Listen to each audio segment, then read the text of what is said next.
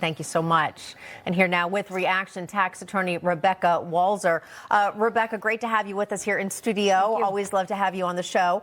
What is your overview of this back and forth with Canada? Canada looks like, for all intents and purposes, it is not going to back down. President Trump saying, that doesn't matter. We don't really need anything from them anyway. Yeah. You know, people get really uncomfortable. Markets get uncomfortable. People get uncomfortable when they see unsettled and uncertainty. And we actually have a president who is very firm and has art of the deal type of strategies where he's going to leverage the cards that America holds. And we're not used to seeing that level of bold leadership that I think we absolutely need if we're going to fix and right-side this country.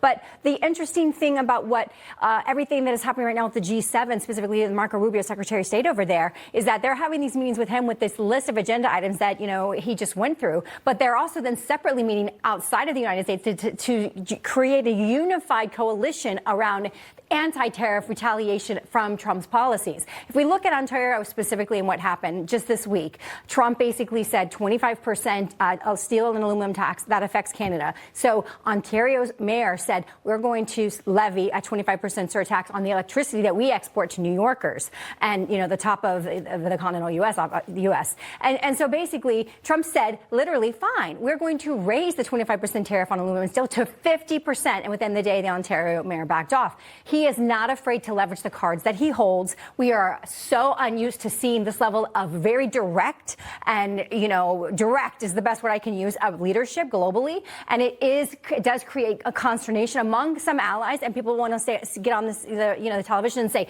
oh, we can't leave our allies. If the allies have not been treating us correctly for decades and decades, then that is what it takes, and let's accept it, and let's understand that transition is painful, and we have to accept that. Rebecca, I think part of it is free and fair trade. That's what he wants. But at the end of the day, he makes a lot of comments like the United States has lost 90,000 factories over the course of the demise of manufacturing in the United States, that he wants those jobs to come back eventually. And it's going to take a shift, and it's going to take some time and some reworking and companies to commit.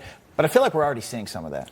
We will continue to, Bob. But let me just preface this with the United States and the American public. You know, we basically outsource for a lot of reasons. Our country became very litigious. Our country became very administrative state with a lot of bureaucracy and a lot of red tape, and it made expensive business. So what happened was, too expensive manufacturer, we're going to outsource it to Asia Pacific theater for the last 3 decades, really when China joined the World Trade Organization in 2001. And basically what happened was we lost our manufacturing base. So now we're saying, you know what, we are beholden. In the COVID pandemic, we were beholden for our pharmaceuticals on China sending us the ingredients for our pharmaceuticals. That's a huge, big problem, especially if this wasn't what we thought it was, just a naturally born pathogen. We have China as an enemy, potentially. So these are all huge problems that we are not autonomous. And if we're going to become autonomous, it is going to cost us money. It is going to be more expensive. We're not going to be able to go to Walmart and get our slave wage labor toilet paper and then complain.